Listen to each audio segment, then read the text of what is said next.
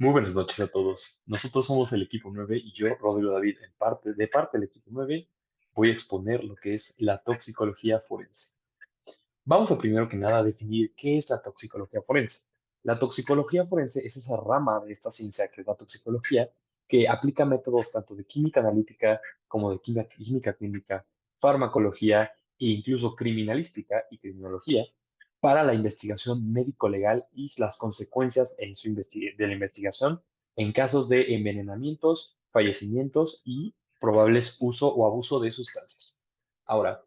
hablando principalmente de esta ciencia, debemos hablar de las etiologías que existe dentro de esta rama, que es todas las muertes que son por casos accidentales, como lo son accidentes de trabajo, alguna exposición a algún compuesto peligroso durante una labor, algún factor ambiental, alimentario, farmacológico, en la versión de que puede haber confusión de agentes terapéuticos que se hayan empleado, el uso incorrecto de dosis o la automedicación. De igual manera, también tenemos la parte de la iatrogenia, que es decir, algo que es un poquito ya más derivado de una irresponsabilidad, como lo es una sobredosis médica, las interacciones farmacológicas con alimentos y otros que no se tomaron en cuenta por alguna razón, y la sobrerespuesta a tratamientos sabiendo que la persona puede tener este tipo de sobrerespuestas. Y después tenemos los casos intencionales, que ya es donde entran las partes del homicidio, suicidios, toxicofilias y farmacodependencias o el reconocido abuso de sustancias. De igual manera, debemos de ver qué es el equipo, qué clase de equipo es la que participa aquí. El equipo interdisciplinario que ejerce en la rama de la toxicología forense son patólogos, investigadores policíacos, es decir, gente que está ya más relacionada con las autoridades, un toxicólogo y un médico legista o médico legal.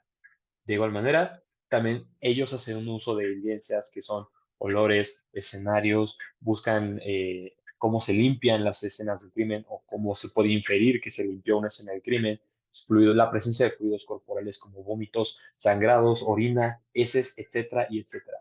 Ahora, las claves para esta área es sobre todo que se comparten sin síntomas comunes en varios individuos que han sido expuestos a este tipo de sustancias, que haya una clase de colapso súbito en el paciente o en el difunto, que se haya presentado una náusea, un vómito, que haya pérdida de cabello o dificultad para respiración posterior a alguna acción o a presentarse algún químico en específico, taquicardia u otro tipo de síntomas, que son los que generalmente se comparten entre los que ya se reconocen en los abusos o en los usos de sustancias. Ahora, estas personas, sobre todo el médico legista, va a buscar ciertos puntos claves durante las autopsias para poder determinar causas probables o sospechas de causas probables en la muerte de los pacientes. Entre ellos buscan marcas de inyección, picaduras, muestras de edemas pulmonares, ausencia anatómica de causa de muerte, es decir, si falta un órgano, quemaduras de esófago, algún rastro de uso de un arma, etcétera, etcétera. Es decir, van a utilizar el cuerpo para identificar cualquier daño, ya sea físico, químico o incluso de algo que se haya metabolizado, que es lo que vamos a hablar un poquito más adelante, para determinar las posibles causas de muerte de esta persona. Otras de las claves también es identificar si la persona antes de morir empezó a presentar algún comportamiento sospechoso de algún familiar o alegado que lo haya conocido y haya empezado a reportar esto, que lo pueda notar, el retraso en reportar síntomas, que también es un gran problema, que muchas veces, también vamos a hablar de eso, hay muchos venenos que se pueden confundir por enfermedades comunes y corrientes. De igual manera, insistencias en no realizar las autopsias, que eso ya es un poco más parte de corrupción, insistencias rápidas en cremar a alguien, que es decir, que los familiares o un familiar insiste en rápidamente cremar o deshacerse de un cuerpo e intentos de desviar la investigación. Ahora, los procedimientos cuando se sospecha la muerte o cuando se sospecha que hubo una clase de inferencia en la cual la toxicología forense debe intervenir, se realizan análisis de alcohol o buscan presencia de compuestos volátiles, inmunoensayos con drogas, opiáceos, cocaína, anfetaminas, benzodiazepinas, antidepresivos, etcétera, o también se buscan envenenamientos por metales pesados o toxinas. Ahora, generalmente en toxicología se intenta estandarizar y se intenta encontrar muchísimas de las sustancias que ya están estandarizados, los daños que pueden causar a las personas. Sin embargo, existe el veneno ideal, o existe esta idea de que existen algunas sustancias que son muy difíciles de detectar. Estas pueden ser asequibles sin sospecha, que son tóxicas en mínimas cantidades, es decir,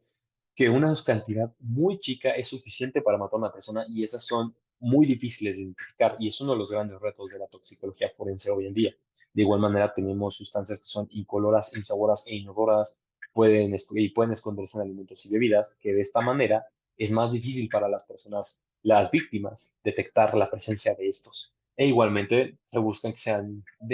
identificar moléculas que son muy estables, puesto que tienden a ser las que más difíciles se pueden metabolizar y además más difíciles se pueden identificar. Y de igual manera, por último, lo que tienen que tomar en cuenta todos los ensayos toxicológicos forenses son principalmente el metabolismo del cuerpo humano, que consta de reacciones de absorción, que son consideraciones tóxico-cinéticas que se deben de tener, la cual es, por ejemplo, si un veneno entró a través del estómago, se toma en cuenta la digestión, como es en el caso de esta toxicología por alcohol, alcaloides o algún cianuro que pudo haber entrado.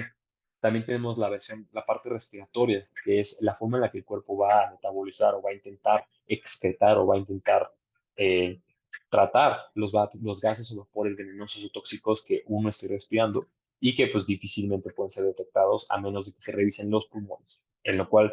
con el contexto del cuerpo y el contexto de la escena del crimen pueden encontrar alguna inferencia o alguna hipótesis. También tenemos lesiones cutáneas, parentales, etcétera. Todo esto que ya se habla del metabolismo del cuerpo humano. También están las consideraciones de excreción, es decir, los venenos o las sustancias que el cuerpo durante o en vida intentó excretar y sacar, intentando combatirlo, intentó excretarlo del cuerpo. Por eso también se hacen estudios en orina o en estudios renales para detectar glucósidos o alcaloides, respiratorios para detectar tal vez intoxicaciones o envenenamientos por dióxido de carbono o anestésicos, intestinales para encontrar la presencia de metales pesados y también de algunas sustancias que no son metales pesados, saliva y glándulas mamarias. Y también debemos tomar en cuenta la distribución, fijación y biotransformación de los compuestos, que está la oxidación, reducción, desdoblamiento y demás. Es decir, todos este tipo de pruebas se hacen para identificar cuál fue la biotransformación que se le hizo en el cuerpo a algún compuesto y lo cual nos llevó a o un intento de excreción o directamente a una causa de muerte que luego es difícil de identificar. De igual manera,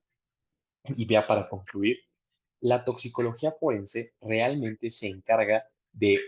tomar a los médicos legistas, que ellos vean el cuerpo, se junte con la escena del crimen y se junte junto con las hipótesis que pueden sacar tanto de los estudios como de lo que ven en el cuerpo para que se pueda llegar a una conclusión o una hipótesis más probable de la causa de muerte de una persona. Es decir, esta ciencia es la que nos permite a nosotros tener hoy en día un sistema judicial en el cual no es tan difícil, más bien no es tan fácil escapar de la ley y permite que se haga justicia viendo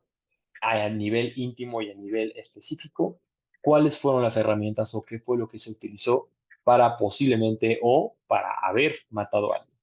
Nosotros fuimos el equipo 9 y les agradecemos muchísimo su tiempo para ver nuestro video. Muchas gracias.